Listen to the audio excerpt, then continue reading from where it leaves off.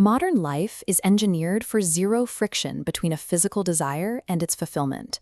We have high-calorie meals delivered in minutes, endless information in our pockets, and a constant stream of entertainment designed to keep us looking. Despite this absolute physical abundance, we are witnessing an epidemic of internal numbness. We are thoroughly fed, yet we live with a hollow dissatisfaction that no amount of consumption seems to reach. Fasting offers a historical solution to this paralysis.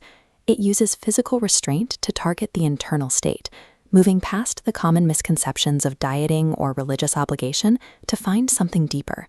This spiritual emptiness occurs because our internal capacity is already occupied by the trivial. We have become too full of the wrong things. Our internal lives operate on a law of displacement.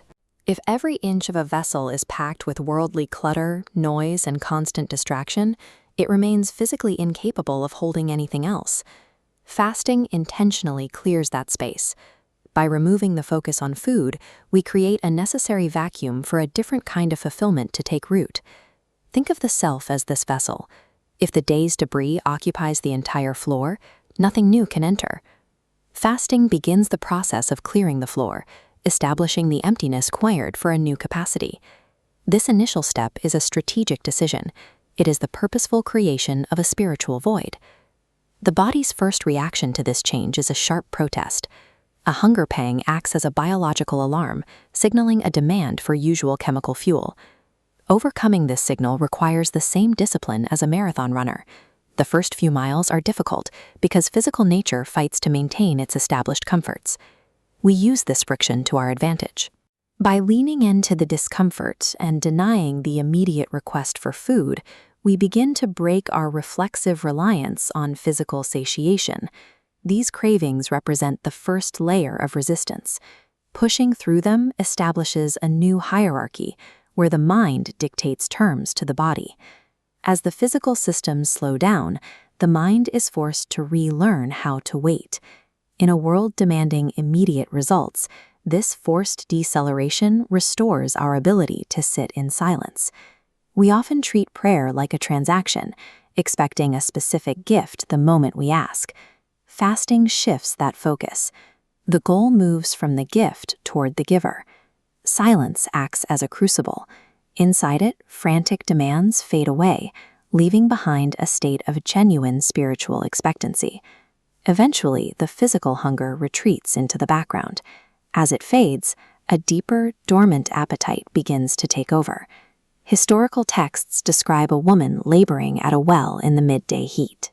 She was caught in a grueling, temporary cycle of drawing physical water to stay alive, until she was offered living water, a sustenance promising a different life.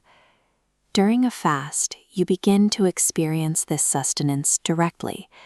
You taste a presence that provides a rich, sustaining satisfaction that physical food cannot match. This is the ultimate exchange. We trade a lower form of physical consumption for a higher form of spiritual fulfillment. This physical deprivation leads to a cognitive shift. By muting the loud signals of the visible world, the mind gains the resolution to focus on the invisible. This heightened awareness functions like a sixth sense. It allows us to perceive and interact with a spiritual reality that has always overlapped our own, though we were previously too distracted to notice it. Our 5 physical senses normally dominate our attention. Shutting down their constant input allows this internal sense to finally process the data it has been receiving all along.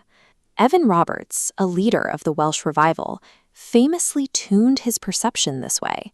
He sought a level of spiritual clarity that allowed him to align his entire will with a higher purpose.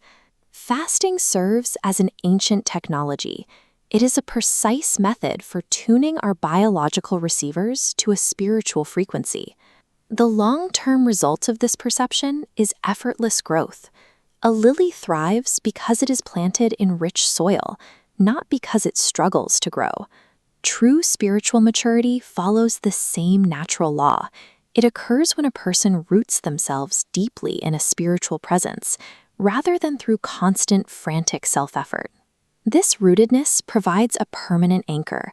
Even when the chaotic storms of modern life hit, a person who is spiritually grounded remains calm and steady.